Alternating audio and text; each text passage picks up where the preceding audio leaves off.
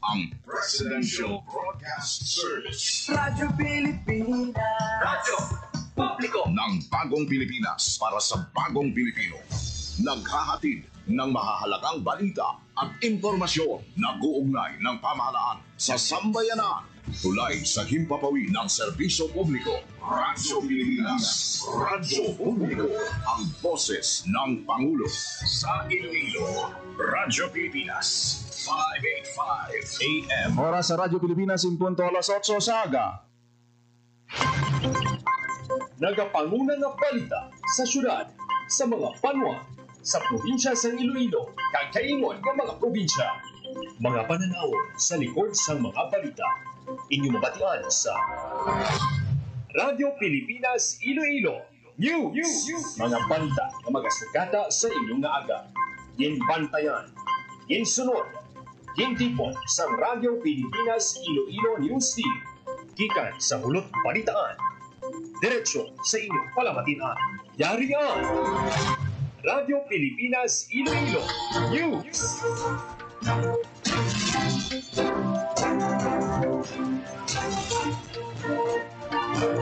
Ayaw mga Pilipinas, good morning Western Visayas. Welcome sa Radyo Pilipinas News karon nga adlaw sa Miyerkules, Agosto 6, tuig 2025.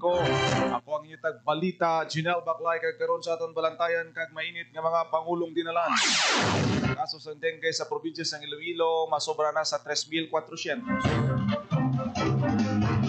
911 sarang na matawgan sa mga antikenyo sa tion sang emerhensya. DPWH gininspeksyon ang duha ka mga taytay sa Rojas City. Mayor Richard Garin ginahinyo ang expansion sang More Power franchise sa Premier Distrito sa probinsya sang Iloilo. Most Guaps Program gidlunsar agud mapasanyog ang self-care kag mental wellness sang mga Ilonggo.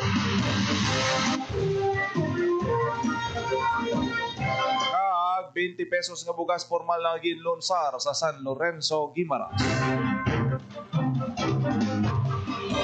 Oras sa Radyo Pilipinas, alas 8:02 sa aga kag karon sa detalye sa aton mga balita lokal. Radyo Pilipinas. Radyo Pilipinas News. Pasaka sa National Grid Corporation o kon NGCP ang yellow alert sa Visayas Grid sang Martes, Agosto 5 bangod sa pagsaka sang demand samtang pila ka power plant ang yara karon sa unplanned force outages kag derated capacity. Suno sa NGCP patuman ang yellow alert halin alas 3 tubtob alas 4 sa hapon, alas 6 tubtob alas 8 sa gabi. Patag sang NGCP ang yellow alert ginpagwa ko ng operating margin hindi na bastante para malabot ang contingency requirement sang transmission grid. Dugang pa sang NGCP ang Visayas Grid may available capacity nga 2,889 megawatts kag may peak demand nga 2,489 megawatt. Sa datos ng NGCP, 12 ka mga planta ang napaidalom sa force outage humalin Abril, tubtob Agosto. Anong kaiban pa ang wala na humalin sang 2023, samtang may 8 nga nagapadayon apang ara sa derated capacity sa rason nga 744 megawatt ang unavailable sa grid. Radyo Pilipinas. Radyo Pilipinas News. Naglabot na sa masobra 3,400 ang kasos ng dengue sa probinsya sang Iloilo karon nga tuig 2025. Sa datos sang Iloilo Provincial Health Office as of Morbidity Week 30 o kunumalin Enero 1 tubtob Hulyo 26, nagsaka sa 3,462 ang kasos ng dengue sa probinsya kung sa diin 13 ang napatay. Kung ikumpara sa pareho nga period sang 2024 na may 3,783 ang kaso kag ano man napatay, nagnubo sang 8% ang kaso sang dengue sa probinsya sini nga tuig. Nagapanguna nga munisipyo may pinakamadamo nga kaso among banwa sang Uton nga mayara sing 252, San Joaquin 224 ginasundan sang Aniway nga may 173, Dumangas nga mayara sang 169, banwa sang Leon nga may 161. Kalabanan sa mga nagaka-dengue sa probinsya nagaedad 1.9 katuig. Samtang sa 13 ka mga dengue fatality sini nga tuig, 2 ka dengue fatality ang na-record sa Pototan, Carles kag Balasan tig isa sa Uton, Lambunao, Sara, Concepcion, Tigbawan, San Rafael kag Banwa, San Dueñas. Radyo Pilipinas. Radyo Pilipinas News.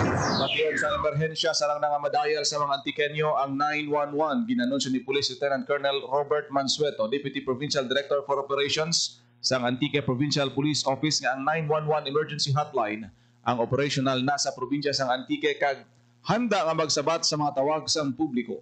Siling Panimansweto libre nga matawag sa 911 gamit ang mobile phone o kung landline. Pangabay sang opisyal dapat lihitimo ang call nga nagakinahanglan sang police assistance o kung may ara sang sunog o kung medical nga kinahanglanon. Magluwas sa paglunsar sang 911 kinbida man sang PNP ang mga hinimuan sa antike sa diin sa first half sang tuig 2025, 22 ka successful anti-illegal drug operations ang ilang nga natigayon sa diin masobra 470 grams sang suspected shabu kung balor 3.2 billion pesos ang na-recover kag na-aresto ang 28 ka mga suspect. Sa illegal nga pasugal, sang IPPO 16 ka operation, sa first semester ang ilang nga ginpatuman sa diin nga nakakonfiskar sang bet money nga balor 7,603 pesos kag mayara sing 1,603 naman na confiscate nga taya sang kwarta sa nagligad nga bulan sang Hulyo. Radyo Pilipinas News. Ginpagulungan kag inspeksyon sa Department of Public Works and Highways Region 6 kag Capiz First Engineering District ang duha ka taytay sa Roa City Capiz agud personal nga usisaon ang kahimtangan sini. Naibaluan nga nag-request si Roa City Mayor Ronnie Dadivas sa ahensya nga lantawon ang San Roque Bridge kag Tisa Bridge para sa kaluwasan sang publiko kag sa mga tinutuyo nga makahimo sa mga tikang agud mapalawig ang paggamit sang estruktura. Lakip sa mga ginalantaw ang load limit sa mga taytay kag ilang mga structural integrity. Radyo Pilipinas News. Ginaduso ni Miagao Mayor Richard Garin ang expansion sa More Power franchise sa First District sa probinsya sang Iloilo, labi na sa Banwa sang Miagao. Sa sulat na ginpadala ni Garin sa Sangguniang Bayan sang Miagao na petsahan Hulyo 3. Gin-request ang alkalde ang SB nga pangabayon si Congresswoman Jeanette Garin nga mag-inisyar sang legislative measures para sa pag-expand sa franchise ng More Power sa Premier Distrito. Naangpan sang alkalde ang kinamatarong sa mga residente kag konsumidor sang Premier Distrito nga maka-access sang reliable kag barato nga kuryente. Ang request ng alkalde ang gin-refer sang Committee on Public Utilities and Information and Communication Technology sa giniwat nga second regular session sang July 15 ginaprubahan sang Sangguniang Bayan ang request sang alkalde. Radyo Pilipinas News. Nagtanyag sang libre nga gunting, manicure, pedicure kag iban pa nga serbisyo nga makabulig pasanyog sang self-care kag mental wellness ang mga Ilonggo ang ginlunsan nga usgap sa kon uplifting self-grooming wellness and public service program maging pangunahan ni Iloilo City Mayor Raisa Treñas sa Barangay Veterans Village City proper. Magluwas sa grooming ang USGWAP's program nagtanyag man sang free legal advice pagi sa Kamalayan Legal Clinic and Forum kabuylog si City Councilor Cedric Cabaluna, scholarship opportunities sang UI FINMA, basic health check-up sang City Health Office kag family planning sang FPOP Iloilo Chapter. As of July 2025, ang USGWAP's program ang nakaserbisyo na sa 2,542 ka Ilonggo sa 23 ka mga barangay sa Iloilo City kag ginalauman nga magabisita pa sa iban nga barangay. Ginapasalamatan man sang alkalde ang mga pamuluyo kag partners sang syudad sa pagdulong sa mga serbisyo paagi sa USGWAP's program. Radyo Pilipinas News. Samtang sa iban pa nga balita, 550,000 pesos nga livelihood assistance gin-award sang DMW 6 sa 55 ka mga distressed workers. Sa detalye sang balita, Radyo Pilipinas. Marian Trace Erenieta. Nagbaton sang livelihood assistance ang 55 ka distressed overseas Filipino worker o kung OFW sa Panay Island gikan sa Department of Migrant Workers o kung DMW Region 6. Sa 55 nga tagbaton, 50 sa ila ang benepisyaryo sa idalom sa Balik Pinas, Balik Hanap Buhay o kung BPPH kag 5 sang livelihood development assistance program o kung LIDA. Antes ng pag-release ng assistance, naghiwat ang DMW and Reintegration Services Division o kung DMW WRSD 6 ang Financial Awareness Seminar kung Small Business Management Training. Lakip sa ahensya sa gobyerno nga naghiwas ang diskusyon sa benepisyaryo na tungkol sa financial literacy kag government support programs, ang Department of Trade and Industry o kung DTI, Department of Agriculture o kung DA, kag Department of Labor and Employment o kung DOLE. Para sa Bagong Pilipinas, Marian Grace Areniata, Radyo Pilipinas, Radyo Publiko. Radyo Pilipinas News.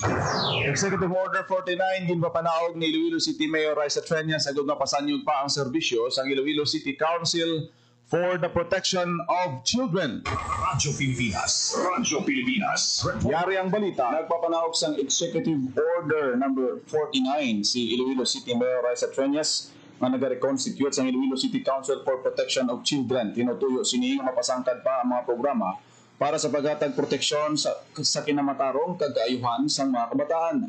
Ang ICCPC magaserve man na primary policy making sa city government kag mag-coordinate sa mga child-related programs para sa Matang Ilonggo nga gintapuan sa mga city officials, barangay leaders, youth representatives, partner agencies kag civil society organization bilang miyembro.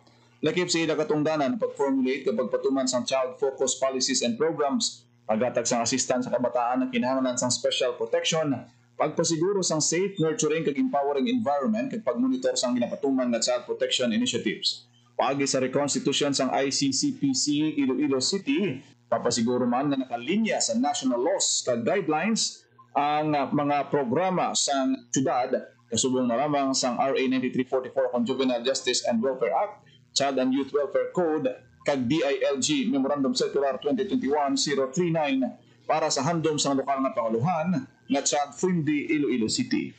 Para sa Bagong Pilipinas, Gina Bakla, Radyo Pilipinas, Radyo Publiko. Radyo Pilipinas. Radyo Pilipinas News. Formal na ginlunsar ang Pilting Bigas, meron na 20 pesos rice project sa San Lorenzo, Guimaras. Kapin 1,300 kapak sang tingpulo ka kilo nga bugas ang nabakal sa mga pigado nga pumuluyo sa San Lorenzo. Ang 20 pesos rice project isa ka subsidized program sang lokal nga panguluhan bilang pagsuporta sa handom sang gobyerno nasyonal nga mahatagan oportunidad nga makabakal sang barato nga bugas sa mga kabahin sang mahuyang nga sektor. Sang Hulyo, ginsuguran man ang pagbaligya sang 20 pesos nga bugas sa nanuhay-tuhay nga banwa sa probinsya sang Guimaras. Radyo Pilipinas. Radyo Pilipinas News. Nagpatigayon sang stoplight and go operation ng Land Transportation Office 6 kahapon nga adlaw Agosto 5 sa distrito sa Ngaro agud bahatagan kay Guyunan ang mga motorista nga makuha ang plaka sang ilang mga salakyan. Ginparahan ng mga enforcers ang mga riders nga nagagamit sang temporary plate agud pahibaluon nga dapat kuhaon na nila ang ilang mga issued plate numbers. As of August 3 suno sa LTO Region 6 era na sa 27,000 ka mga plaka ang ilang na release. Kagalin sang tuig 2014 malapit sa 300,000 ka plaka ang backlog sa Region 6. Bagay nga amat-amat na nga napanagtag. Ginpahayag ni LTO 6 Assistant Regional Director Jack Kunlo, sige-sige ang pagpanagtag sa mga plaka sa 21 ka mga district offices. Kabahin sang mando ni LTO 6 Regional Director Attorney Gaudioso Idospan II kag sang Department of Transportation. Radyo Pilipinas. Radyo Pilipinas News. Malayo na ang nalabutan sang kape sang Nagpana Minority Association sa Barotac Viejo, Iloilo. Sa usapang agrikultura ginpahayag din Nagpana Minority Association President Rachel Mateo nga nakalabot na ang ilang kape sa international market o konsagwa sang pungsod Pilipinas. Suno kay Mateo, kapigid man ang ila major o kung nagapanguna nga produkto sa Nagpana, bangod ang ila ancestral domain, gintamnan nila sa nasambit nga produkto. Lakip ang Department of Agriculture sa mga ahensyas ng gobyerno nga nagpalabot sang bulig sa mga indigenous people sa Nagpana sa diin ang DA, nakahatag sa mga paghanas, mga proyekto, mga binhi, kag mga Bisaya nga manok bilang panugod nga palangabuyan para sa ila. Kung madumduman sang 2023, kadungan sang una nga paghiwat sang Central Philippines Tourism Expo sa Iloilo City, ginatagan sang Department of Tourism ang namiyas sang Community-Based Culinaria Tourism Workshop nga may kalakip nga kit nga nagabalor 200,000 pesos. Sa panaysayon sa presidente sang Nagpana Minority Association, may ara na sang masobra 8 kagatos ka miyembro ang asosasyon. Radyo Pilipinas. Radyo Pilipinas News. Sa ibang pang balita, madinalagon nga ginhiwat ang Community Guiding Seminar sa 33 nga mga bago nga community tour guide sa siyudad sang Bacolod Negros Occidental. Ginpangunahan sang Tourism Region 6 ang tourism industry nga programa sa bulik sang panguluhan lokal sang siyudad sang Bacolod paagi sa Bacolod City Tourism Office. Kilala ang Bacolod bilang City of Smiles kag puluyan sang mainit nga pagabi-abi. Madinuagon nga kultura kag paborito nga pagkaon lokal pareho sang chicken inasal, kansi kag Napoleones, mga putahe nga hindi malimtan sang sinuman nga magabisita. Ang nahinambitan nga seminar naghatag sang importante nga hibalo kag paghanas sa mga bago nga tour guide paagi sa mga sesyon nga ginpangunahan sa mga eksperto. Ang mga topiko nga naging discuss sa mga pangkabilugan nga hibalo sa turismo, istruktura sang industriya sang turismo, bahin sang lokal nga produktong panturismo. Leave no trace, mga batayang prinsipyo sa kalikasan, kaligtasan ng turista, pangunahing unang lunas. Mga katungdanan kag responsibilidad sa isa ka tour guide, kasanayan sa komunikasyon kag madamo pa. Ang tour ang ginpatigayon kaupod man sa National Code of Ethics para sa mga profesional nga mga tour guides kag Filipino Brand of Service Excellence. Radyo Pilipinas. Radyo Pilipinas News. Mga vendors sa nagkalain-lain na public market sa siyudad ng Iloilo nagtambong sa ginhiwat nga accelerated capacity building. Radyo Pilipinas. Sa detalye sa balita, nagiwat sa accelerated capacity building ang Oswald Negosyo Academy sa mga vendors sa nagkalain-lain na public market sa siyudad ng Iloilo. Sa ginkandak nga training sang una, gintudluan ang mga vendors na nangod sa food safety, handling, financial literacy kag madamo pa. Ginlunsar man ang SIGI program o Sustainable Income Generation through Entrepreneurship nga isa sa mga prioridad nga programa ni Mayor Raisa Treñas nga nagatuyo magbuligan ng mga vendors na masustener ay mapasanyog ang ilang pagnegosyo paagi sa financial education. Yaraman sa event ang pila ka ahensya sa gobyerno kasubong sa DTI Negosyo Center, mga tigdawa sa nagkalain-lain nga bangko nga makabuligid sa kinahanglanon sang mga negosyante. Para sa Bagong Pilipinas, Janelle Baclay, Radyo Pilipinas, Radyo Publiko. Radyo Pilipinas. Radyo Pilipinas News. Renyas Organization of Motivational Initiatives in Nurturing Adolescents Satellite Teen Center. Opisyal na ginbuksan para sa mga pamatanon matapos ang ginhiwat nga inauguration ceremony. Radyo Pilipinas. Radyo Sa detalye sa balita ni Marian Grace Arenieta. Inaburahan na ang Domina o Dueñas Organization of Motivational Initiatives in Nurturing Adolescents Satellite Teen Center 2.0 sa munisipalidad sang Dueñas, Iloilo sining karon lang. Ang center nagatuloy nga magserbe bilang hilway kag inklusibo nga pasilidad para sa ating students sang Kabudian National High School sa Banwa sang Dueñas. Ang Domina Satellite Teen Center 2.0 mag-cater sa 329 ka secondary students kung sa diinto nga sa ila ang miyembro sang ating community halin sa ating community kag Panay Bukidnon Tribe sa kalapit nga munisipalidad sang Kalinog kang Lambunaw. Opisyal na nga gibuksan ang pasilidad sa Dueñas Youth matapos ang ginhiwat nga inauguration ceremony nga ginpangunahan ni Iloilo Governor Arthur Defensor Jr. sa Agosto 4. Ang Teen Center Building magaserbisyo sa pamatanon gikan sa mga barangay sa Kabudian, Bagungbong, Haginit, Pader, Saway kag Batuan sa Dueñas kag mga barangay sa Dalid, Gama Grande, Gama Pequeño kag Tahing sa Kalinog. Ang Domina Teen Center isa ka simbolo sa promesa sang gobyerno probinsyal para sa mga proyekto nga sensitibo sa kultura nga nasanto sa mga pagpanghanggan ni ginapangatubang sang indigenous students. Pangayag ni Iloilo Governor Defensor Jr. nga ang Teen Center 2.0 isa ka proyekto sa gobyerno probinsyal para sa youth development kag ini-upgraded version sa naga-exist na nga school-based multipurpose teen center project nga nagalakit sa construction sa building nga para mapalambo pa ang adolescent health kag youth development programs. Ang Dominant Satellite Teen Center ang ika-4 na nga nakumpleto nga building sa idanon sang Teen Center 2.0 sa Provincial Population Office. Para sa Bagong Pilipinas, Marian Grace Araniata, Radyo Pilipinas, Radyo Publiko. Radyo Pilipinas. Radyo Pilipinas News. Iloilo Provincial Government nag-turnover sang ICT equipment kag service vehicle sa mga national government agency. Radyo Pilipinas. Radyo Sa Pilipinas. detalye sa Nag-turnover sang ICT equipment kag service vehicles ang Iloilo Provincial Government sa pila ka mga national government agencies. Ginpangunahan ni Iloilo Governor Arthur Defensor Jr. kag Vice Governor Natalie Ann Dibuki kaupo si Provincial Administrator Dr. Raul Banyas kag mga miyembro sa Provincial Anti-Drug Abuse Council kag Provincial Peace and Order Council ang pag-turnover sang equipment kag service vehicles. Rakit sa turnover ang isa ka laptop, 4 ka printer kag service vehicle sa Bureau of Fire Protection o BFP Iloilo, service vehicle para sa Department of the Interior and Local Government o DILG Iloilo, kag persons deprived of liberty o PDL transport vehicle para naman sa Bureau of Geomanagement and Penology o BGMP Iloilo. Kabahin ang pag-turnover sa mga asistan sa padayon na suporta sa gobyerno probinsyal sa mga ahensya sa gobyerno agon mapadayon ang kalinungan, katawhay kag public safety sa probinsya.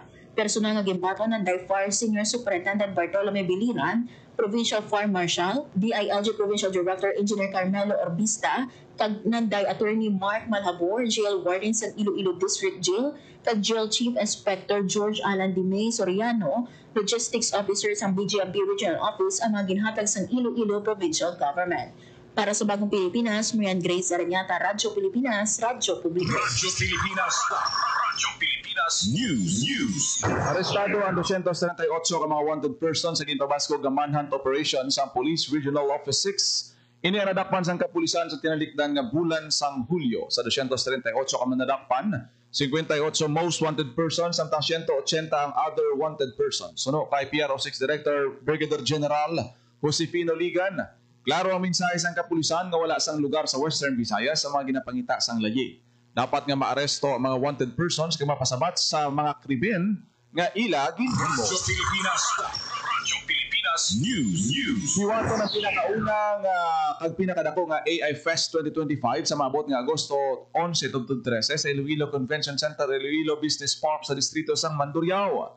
Ginaagda ang tanan nga magupod sa AI-powered innovation halin sa hackathons kag exhibits padulong sa film screening kag big league talks. Ang AI Fest 2025 may tema nga Coding a Better Future, Responsible AI for Cities and Communities. Sa mga mayor nga hilikoton, amo ang AI Hackathon, AI Exhibits, libre ang admission, sini AI kag madamo pa. May admission fee naman nga 5,000 pesos kada person kag mag-scan para makaparehistro. Radyo Pilipinas. Radyo Pilipinas News.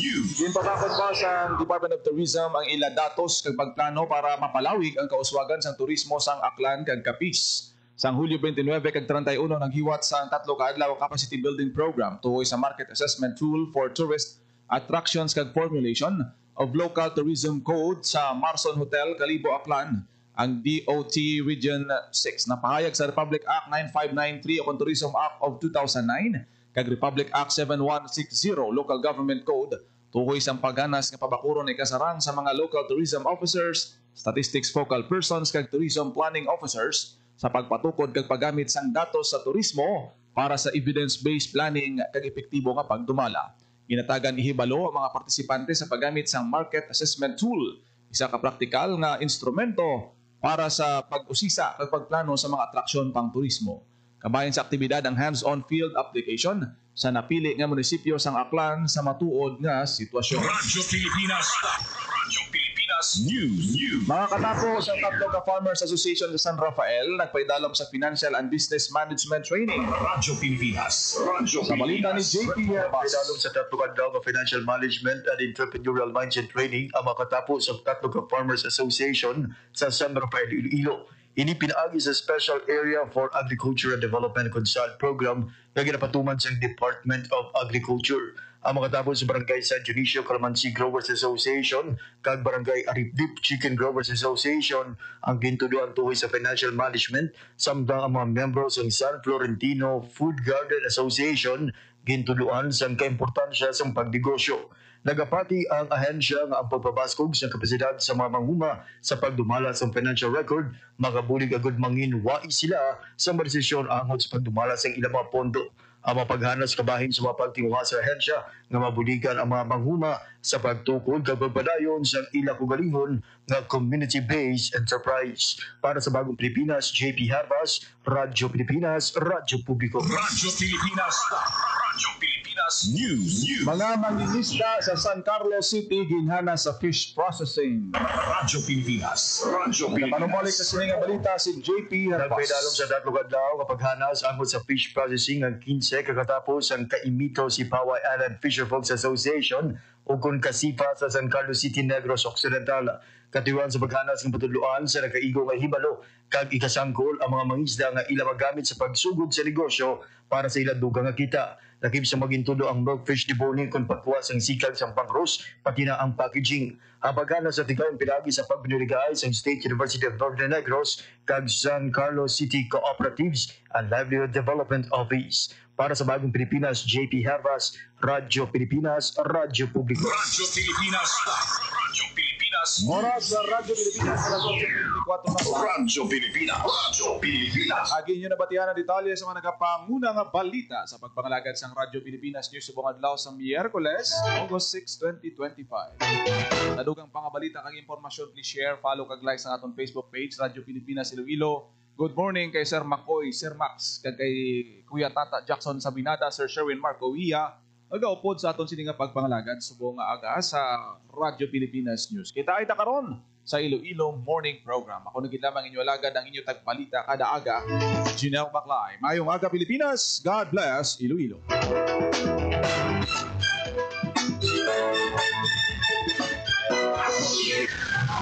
Presidential Broadcast Service. Radyo Pilipinas. Radyo Publiko ng Bagong Pilipinas para sa Bagong Pilipino.